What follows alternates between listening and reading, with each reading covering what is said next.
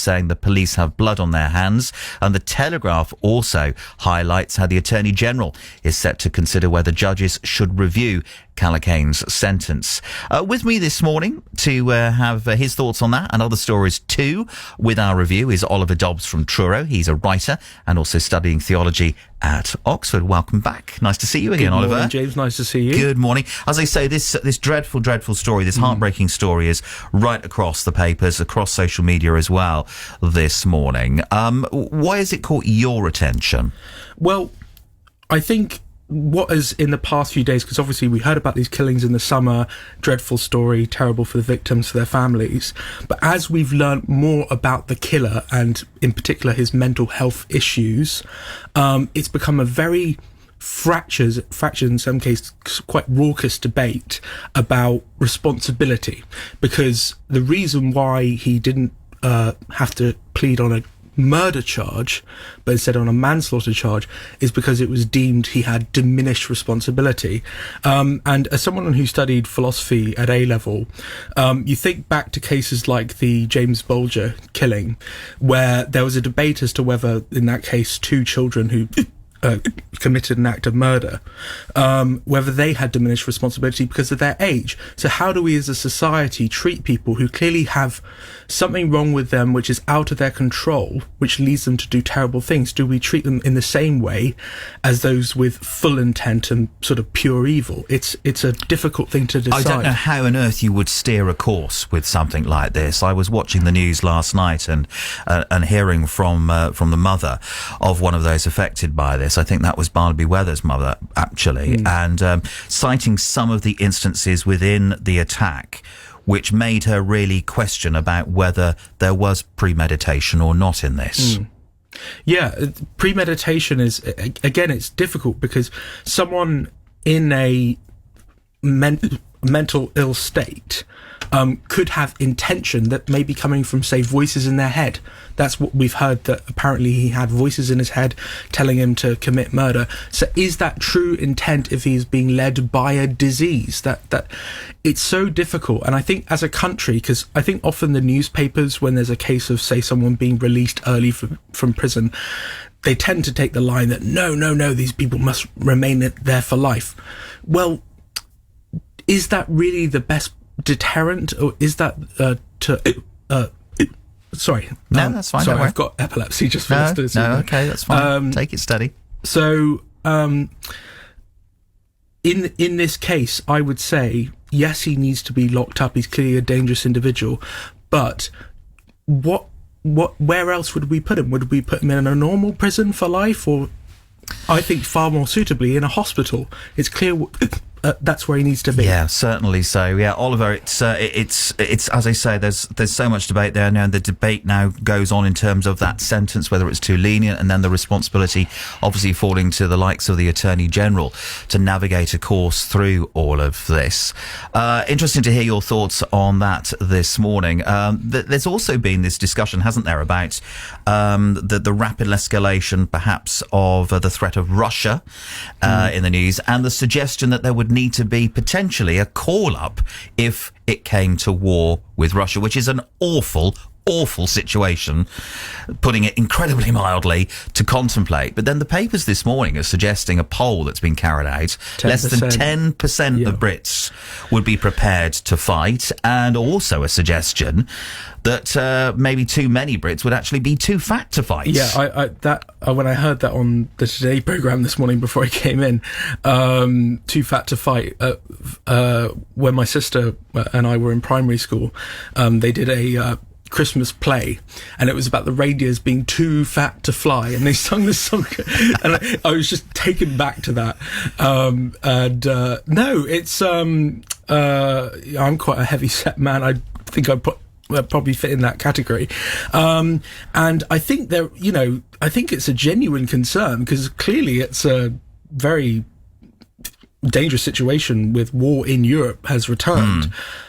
If we did have to go to war with Russia, are we really prepared for that? I'd say even fit young people are so, like, their attention spans are killed by TikTok. I'm not sure they'd be good fighters either. I also wonder as well, we talk so much, or we're told so much now about how modern technology, high-tech warfare is replacing the need for personnel to a certain extent. You think about drones and all of that, Warfare, and then we've kind of gone back to that basic of having boots on the ground. If big if that scenario were ever to come to pass. Let's hope not. Yeah, absolutely. Thanks very much, Oliver. Good to talk to you this morning here with the review here on BBC Radio Cornwall. James Churchfield at breakfast. BBC. He was in Japanese. It's such a foodie, and all sorts of things. One of the ones that is pictured has actually got the base of a screw-in light bulb that clearly has come away from the glass. The metal base is still there, and the hermit crab is kind of attached to that. It's really, really shocking to see. If you'd like to read more about the story, like me, you'll find that on the BBC News website. 10:02 then now. I'm delighted to say that Oliver Dobbs is back with me this morning, our reviewer today from Truro, a writer and studying theology at Oxford, and he's also been listening in to some of your examples of your random Cornish sightings. You've got a food one to throw into the mix. Come on, tell me more. And I'm such a foodie, and I always smile when I see this. So I've travelled quite a lot over the years, and the one thing I see consistently on menus, typically in like high-end restaurants, is foie mussels. I've seen them as far as Japan. Really? Yeah. Specifically this one restaurant in Tokyo I was in, and at first it was like the whole menu was in Japanese except for the word foie. There was no Japanese for foie. And I looked at that and I thought, it can't be. And then I was with a friend who was Japanese, and I said, can you ask them if this is like foie Cornwall? And like, yeah. That's amazing, but isn't it? I see, especially in this country, I see foie mussels, especially in London restaurants. But you might expect that's not unusual particularly, but that far away. Yeah. And you might have thought they might have called them British mussels, as opposed to having something as specifically Cornish, which is great. Yeah, it's great. And also, I imagine that leads to lots of confusions in pronunciation. Can you whether imagine? It's fowie or I've always wanted to be in a restaurant and hear someone say it the wrong way, so I could just correct them. Excuse me. It's foie, actually. Excuse me. I am duty bound to say that. Now, there is a food connection as well with one of your stories this morning, and it involves the good old English breakfast. It is, I think it's Farmhouse Breakfast Week. Julie's been talking about that on her show. What's this story, though? So, the English Breakfast Society, which I didn't know exists. Is there one? There is one. Okay. Apparently, they're quite prestigious. They have recommended a new item to replace either tomatoes or mushrooms on a fry-up plate. Oh, now I like a tomato or a mushroom. As I've said before on the show, I'm not a fan of the beans, but tomatoes or mushrooms, definitely. Right, okay. Well, see, I'm the opposite. I quite dislike mushrooms and tomatoes on my plate. And so the recommended replacement is grilled pineapple. What? Yes. And apparently they're backing this up with some history. Apparently in the late 16th and early 17th centuries, pineapple was considered to be a high status breakfast item in Britain. Oh, a breakfast item. And also in the Telegraph and in the Mail, where this is covered, they go further and say that it is nutritionally better for you than the grilled mushrooms and tomatoes. So grilled pineapple. It's like the pineapple on pizza debate. Well, I wouldn't put pineapple on pizza, but I quite like this idea of having it with a fry. Well, this is it. I mean, for those that sort of like, you know, the things done properly and all of that, well, I suppose it's what you really like to eat. But I have to say that, you know, pineapple and ham, and in this case bacon, they do go quite well as a taste marriage. That's true. And maybe, you know, with the sausage as well, I can kind of see it work. But a pineapple ring or whatever on your fry-up would look most odd. I eat a lot of pineapple just on its own. I really like it as a fruit. But the only thing I wouldn't like is combining the pineapple and the baked beans. That, to me, I'd have to have them separate. So have the beans in a ramekin. Yeah, there's got to be some sort of container for the beans. Yes. No, I don't think pineapple and baked beans is something that's going to catch on anytime soon. I really don't. One final story this morning involves surnames. This is a great tale from the world of showbiz. Yeah. It's my name, Dobbs, always gets confused with Dodds, and there's an interesting celebrity case here of name mix-up. The British actor Tom Hollander, who's been in The Thick of It, The Riot Club, In the Loop, very good actor, he received a cheque for over $1 million that was actually for the other British actor, Tom Holland, who's the current Spider-Man, I believe. And it's like Monopoly, bank error in your favour, isn't it? Oh my word. Can you imagine seeing that thing? How's that happened? But you'd certainly realise, I don't think that's right. That's not right. How did it happen? Do you know? Do you know how it happened?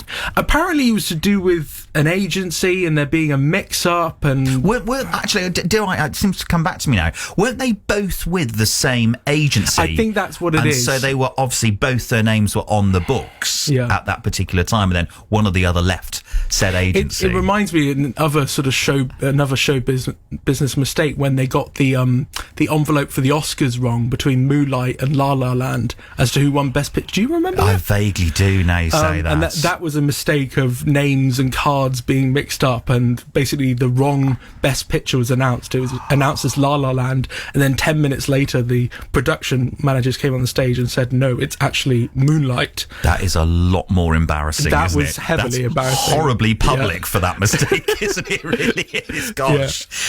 Great to see you this morning, Oliver. Thank you so much for your story. Some lovely ones there. I'm still thinking about pineapple on a fried breakfast. Don't knock it till you've tried it. Give it a try. I'm going to give it a try. I've got some bacon in the house. There you are. Report back. Let me know how it was. All right. Good to talk to you this morning, and thanks very much for being here on The Review. That's Oliver Dobbs from Truro, a writer and also theology student at Oxford.